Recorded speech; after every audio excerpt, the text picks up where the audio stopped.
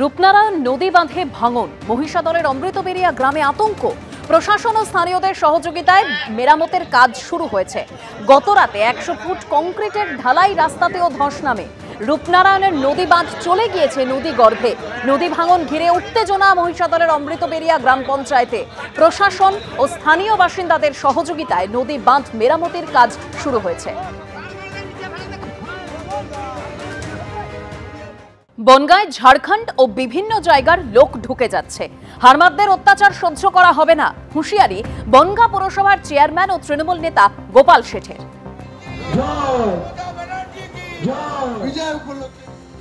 কিছু কিছু এখনো লোক আছে বনগাঁয়, বিভিন্ন ঝাড়খণ্ড থেকে শুরু করে বিভিন্ন জায়গার লোক ঢুকে দিচ্ছে। আমরা নজর রাখছি, হুঁশিয়ারি দিচ্ছি। বনগাঁর একটা মানুষের যদি ক্ষতি হয় তাহলে বনগাঁর মানুষ ছেড়ে কথা বলবে না। কি আমি যা বলছি সবাই একমত তো? কোন মানুষ এখানে হারমাদদের কোনো অত্যাচার সহ্য করা হবে? আর তৃণমূল নেতার এই মন্তব্য প্রকাশ্যে আসতেই কটাক্ষ বিজেপির। আমরা জানতে পাচ্ছি আমাদের মানবিক চেয়ারম্যান বলেছে বাইরের থেকে লোকজন আনিয়ে ব্যবসাদারদের পরে একটা অত্যাচারের চেষ্টা চলছে। সেই হিসেবে ঐক্যবদ্ধ হয়ে ব্যবসাদাররা রাত্রের বেলা রাত 2টোর সময় শোনা পড়ে ঘুরে বেড়ালে কেউ নেওয়ার লোক নেই, কিন্তু জানেই জানা যাচ্ছে কিছু কিছু কে বা কারা বাইরের থেকে লোক। তো ব্যবসাদাররা ঐক্যবদ্ধ, যদি কেউ ভাবে যে বনগাঁর বুকে কিছু করা যায়, ভুল করছে তারা। পৌরসভার চেয়ারম্যান তিনি তার দুর্বলতা স্বীকার করছে। এই প্রশাসন তাদের দুর্বলতা, তারা ঠিক মতন এই বাংলা পরিচালনা করতে পারছে না। এই বাংলা টিএমসি সরকারের ব্যর্থতা, তাই মানুষ ছুঁড়ে ফেলে দেবে এই 26-এ। পুর নিয়োগ দুর্নীতি মামলায় তল্লাশি অভিযান চালাচ্ছে ইডি। একযোগে 6টি জায়গায় ইডির তল্লাশি চলছে।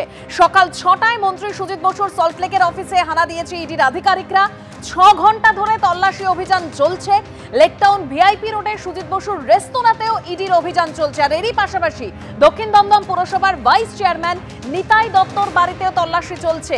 নিতাই দত্তর লেকটাউনের বাড়িতে তল্লাশি অভিযান চলছে। নাগের বাজার, লেকটাউন, সল্টলেকে তল্লাশি চালাচ্ছে ইডি। কাঁকড়গাছির ফ্ল্যাটে তল্লাশি, নাগের বাজারে ব্যবসায়ী দীপকদের বাড়িতেও তল্লাশি অভিযান চালাচ্ছে ইডি। অর্থাৎ একযোগে 6টি জায়গায় ইডির তল্লাশি অভিযান চলছে। প্রকাশ সিনহা রয়েছেন এবং আমাদের অপর প্রতিনিধি সুকান্ত মুখোপাধ্যায় রয়েছেন। তবে সুকান্তর কাছে আসছি, তার আগে প্রকাশ, এই যে তল্লাশি অভিযান চলছে সুজিত বসুর বাড়ি এবং অফিস এবং রেস্তোরাঁতে, আমরা জানি 2024-এও এই তল্লাশি অভিযান চলছিল। এই মুহূর্তের কি আপডেট পাচ্ছ সর্বশেষ?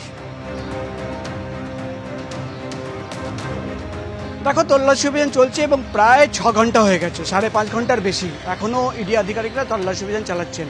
তোমার মনে থাকবে 2024 সালের জানুয়ারি মাসে সুজিত বসুর বাড়িতে 14 ঘন্টা তল্লাশি অভিযান চালানোর পর সুজিত বসু প্রেস কনফারেন্স করে দাবি করেছিলেন যে তার বাড়ি থেকে কিছুই পাওয়া যায়নি। আজকে কি পাওয়া গেল সেটা তল্লাশি অভিযান শেষ হওয়ার পর আমরা জানতে পারবো। কিন্তু কেন তল্লাশি? স্বাভাবিক প্রশ্ন যে 1 বছর 8 মাস পর কেন সুজিত বসুর সল্টলেকের অফিসে চলে গেলেন তারা ইডি অফিসাররা এবং তার রেস্তোরাঁয়। ইডি অফিসারদের দাবি করা হচ্ছে যে তারা কিন্তু জানতেন না যে সল্টলেকের বিসি ব্লকে একটি অফিস রয়েছে এবং সেই খবর পাওয়ার পর তারা কিন্তু তল্লাশি অভিযান চালাচ্ছেন। তোমার মনে থাকবে প্রথম থেকেই যেটা অভিযোগ ইডি আধিকারিকরা করছেন যে সময়ে বেআইনি নিয়োগের অভিযোগ রয়েছে অয়নশীল, তোমার মনে থাকবে তার মাধ্যমে বেআইনি নিয়োগ দেওয়া হয়েছে এমন অভিযোগ এবং হাইকোর্টে মামলা, তারপর নির্দেশ এবং তারপরেই তদন্ত শুরু। সেই সময় কিন্তু পুরসভার চেয়ারম্যান ছিলেন সুজিত বসু এবং তারপর ইডি তরফে দাবি করা হচ্ছে যে নিতাই দত্ত, যার বাড়িতেও কিন্তু আজকে ইডি আধিকারিকরা তল্লাশি চালাচ্ছেন, তার একাধিক স্টেটমেন্ট এবং আরও বেশ কয়েকজন সাক্ষীদের স্টেটমেন্টে নাম উঠে এসছে এবং তাই জন্য তল্লাশি অভিযান। কিন্তু স্বাভাবিকভাবে সুজিত বসুর সঙ্গে কিছুক্ষণ আগেই আমরা কথা বলছিলাম, তিনি যেটা স্বাভাবিকভাবে প্রশ্ন তুলছেন যে 1 বছর 8 মাসের মধ্যে একবারের জন্য তাকে কিন্তু ডাকা হয়নি, কথা বলতে চাননি ইডি অফিসাররা। আজকে সকালবেলা কোনো ইন্টিমেশন ছাড়াই তারা কিন্তু হঠাৎ চলে আসলেন এবং তল্লাশি অভিযান চালাচ্ছেন। সুজিত বসু বলছেন যে কয়েক মাস পরেই বিধানসভা ভোট এবং ভোটের ঠিক আগে। তুমি আমাদের সঙ্গে থাকো, ঠিক সুজিত বসু কি বলেছেন একবার শুনবো। ওরা প্রত্যেকবারই এটা করে, ইলেকশন যখন আসে তখন বিশেষ করে যারা পার্টিতে অ্যাক্টিভলি কাজ করে তাদের বাড়ি অফিস এসব জায়গায় যায়। আজকে আমার অফিসে গেছে, রেস্টুরেন্টে গেছে, তা গেছে, ওরা ওদের কাজ করছে, করুক, আর কি বলা যাবে ওদেরকে। যেটা জানা যাচ্ছে যে সাউথ দমদম পৌরসভায় রিক্রুটমেন্টে যে অভিযোগ উঠেছে সেই নিয়ে, মানে রিক্রুটমেন্ট দুর্নীতি যে অভিযোগ উঠেছে সেই নিয়েই রেট, সে নিয়ে তো এর আগেও রেট হয়েছে, আমাদের বাড়িতেও তো এসছে, নিতাইয়ের বাড়িতেও গেছে, কিছু তো পাইনি ওরা, তারপরে আবার ইডি আসছে। এটা মনে হয়তো এটা টার্গেট করছে এই জায়গাটা, বিশেষ করে এই জায়গায় ওদের লোকজন কিছু নেই, আর রাজনৈতিকভাবে এটা আক্রমণ হচ্ছে। কেন এটা হচ্ছে সেটা বুঝতে পারছি আমিও। ঠিক আছে, ওদের কাজ ওরা করুক, মানে দুর্নীতিটা, ওদের কাজ ওরা করুক, আমাদের কাজ আমরা করব। দুর্নীতিটা যখন হয়েছিল তখন অভিযোগ আপনি ভাইস চেয়ারম্যান ছিলেন। ছাড়ুন না, সে তো দুর্নীতি অনেক কিছু বলেছে, প্রমাণ থাকতে হবে তো। আমি আপনার নামে বলে দিলাম দুর্নীতি করেছে, আর এখানকার মানুষ জানে সব থেকে বেশি, আমার সার্টিফিকেট এখানকার মানুষ। আপনারা শুনলেন এই তল্লাশি অভিযান নিয়ে সুজিত বসু বলছেন রাজনৈতিকভাবে আক্রমণ করা হচ্ছে, আর এই নিয়ে শ্রমিক ভট্টাচার্য অর্থাৎ বিজেপি রাজ্য সভাপতি কি বলছেন তিনি শোনাব। এখন ইডি সিবিআই দীর্ঘদিন ধরে চলছে, মানুষের এখনো ইডি সিবিআই এর উপরে ভরসা আছে, কিন্তু এই তদন্তের দীর্ঘসূত্রিতা মাঝে মধ্যে থামে, মাঝে মধ্যে আবার উঠে যায়, এগুলো দেখে মানুষ কিছুটা ক্লান্ত এবং হতাশ। আমরাও বিরক্ত। সুজিতবাবুই বলতে পারেন যে কেন তার অফিসে তল্লাশি হচ্ছে, নাহলে প্রতিবার তল্লাশি হবে, প্রতিবার আবার বেরিয়ে রাত্রি 9টার সময় একটা বিবৃতি দেবেন রাজনৈতিক প্রতিহিংসা। আমরা চাই দুর্নীতি হয়েছে এটা তো প্রতিষ্ঠিত, মিউনিসিপ্যাল স্ক্যাম যে আছে এটা প্রতিষ্ঠিত, এটা তো আমরা বারবার বলছি। এর আগে যেরকম আমাদের প্রতিনিধিও জানাচ্ছিলেন যে 2024-এর 12ই জানুয়ারি দমকল মন্ত্রী সুজিত বসুর বাড়িতে অভিযান চালায় ইডির আধিকারিকরা। প্রায় 14 ঘন্টা ধরে মন্ত্রীর একাধিক বাড়িতে তল্লাশি চলে। আমি আবারও প্রকাশের কাছে চলে যাব। প্রকাশ,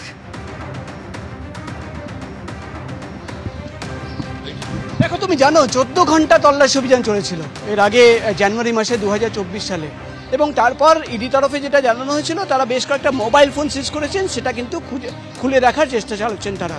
এবং তারপর আমরা দেখেছিলাম, আমি সেদিনও সেই রাতেও ছিলাম, বাড়ি থেকে বেরিয়ে সুজিত বসু ক্লাবে যান এবং সেখানে রীতিমতো একটা প্রেস কনফারেন্স করে তিনি বলেছিলেন তার বাড়ি থেকে কিছুই বাজেয়াপ্ত হয়নি।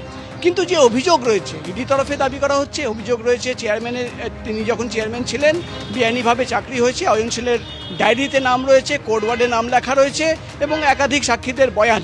কিন্তু এখানেই একটা সবচেয়ে বড় প্রশ্ন, যে টাকার লেনদেনের যে হিসেব, ইডির যে তদন্তর ব্যাপার থাকে, তুমি জানো যে টাকার লেনদেন, টাকা কোথায় থেকে আসলো, কিভাবে গেল, এই ধরনের কোনো তথ্য রয়েছে? ইডির তরফে জানানো হচ্ছে যে এই ধরনের তথ্য যেহেতু নেই, তাই জন্য সেই তথ্য এবং প্রমাণ খোঁজার জন্যই কিন্তু আজকে ফের এই তল্লাশি অভিযান। কিন্তু স্বাভাবিকভাবে সুজিত বসু যে প্রশ্ন তুলছেন যে 1 বছর 8 মাস আগে বাড়িতে এসে তল্লাশি চালালো, চলে যাওয়ার পর একবারও তাকে ডাকা হলো না, তাকে জিজ্ঞাসাবাদ করা হলো না, আজকে সকালবেলা। প্রকাশ, ঠিক যে কথা বলছিলে এই জায়গা থেকে সুজিত বসু বলছেন রাজনৈতিকভাবে আক্রমণ করা হচ্ছে। আর এরই পাশাপাশি দক্ষিণ দমদম পুরসভার উপপুরপ্রধান নিতাই দত্তর বাড়িতে ইডির তল্লাশি অভিযান চলছে। তবে এর আগে 2023-এর 5ই অক্টোবর তল্লাশি চালানো হয়। সূত্রের দাবি তল্লাশিতে পুরসভায় নিয়োগ সংক্রান্ত 7 পাতার নথি উদ্ধার হয়। তল্লাশিতে উদ্ধার হয় পুরসভার অ্যাপয়েন্টমেন্ট লেটারও। তবে সুজিত বসুর সঙ্গে নিতাই দত্তর ঠিক কোন জায়গায় কানেকশন রয়েছে আর এই মুহূর্তে যে তল্লাশি অভিযান চলছে তার কি আপডেট রয়েছে, সরাসরি সুকান্ত মুখোপাধ্যায় আমাদের অপর প্রতিনিধি রয়েছেন। সুকান্ত, দেখো 5 ঘন্টারও বেশি সময় ধরে তল্লাশি অভিযান চলছে পুরো নিয়োগ দুর্নীতি মামলাতে। একদিকে যেমন সুজিত বসুর সল্টলেকের অফিসে তার রেস্টুরেন্টে যেমন অভিযান চালানো হচ্ছে, তার পাশাপাশি কিন্তু আরও 2টি জায়গাতে অভিযান চালানো হচ্ছে। তার মধ্যে সবথেকে গুরুত্বপূর্ণ হচ্ছে এই শ্রীভূমি এলাকার মধ্যেই পড়ে দক্ষিণ দমদম পুরসভার ভাইস চেয়ারম্যান নিতাই দত্ত। সেই নিতাই দত্তের বাড়িতে এই মুহূর্তে কিন্তু অভিযান চালাচ্ছে। প্রবীর সামন্ত যে ছবি দেখাচ্ছে যে আজকে এদিন 6টার কিছু পরে এখানে ইডি আধিকারিকেরা আসেন এবং ফার্স্ট ফ্লোরে যে গোটা ফ্লোরটা তুমি দেখতে পাচ্ছ সেই ফ্লোরই হচ্ছে গোটা নিতাই দত্তের ওনারশিপে রয়েছে, সেইখানে অভিযান চালানো হচ্ছে। তার পাশাপাশি এই বাড়ি থেকে কয়েকশো মিটার দূরে তার যে গোডাউন রয়েছে সেখানেও একযোগে কিন্তু ইডির তরফে হানা দেওয়া হচ্ছে। সেন্ট্রাল ফোর্সে যারা আধিকারিক রয়েছেন তারা বাড়ি এবং গোডাউনের যে এন্ট্রি এবং এক্সিট পয়েন্ট রয়েছে সেখানে তারা একেবারে তারা ঘিরে রেখেছেন, বহিরাগত কাউকে ভেতরে অ্যালাউ করা হচ্ছে না। এবং এই নিতাই দত্তের নাম কিন্তু এর আগেও সামনে এসেছিল এই পুরো নিয়োগ দুর্নীতি মামলাতে 2023 সালে। সেই সময় তাকে তার বাড়িতে যেমন রেড হয়, তার অফিসে যেমন রেড হয়, তার পাশাপাশি কিন্তু তাকে ডেকেও জিজ্ঞাসাবাদ করা হয়েছিল।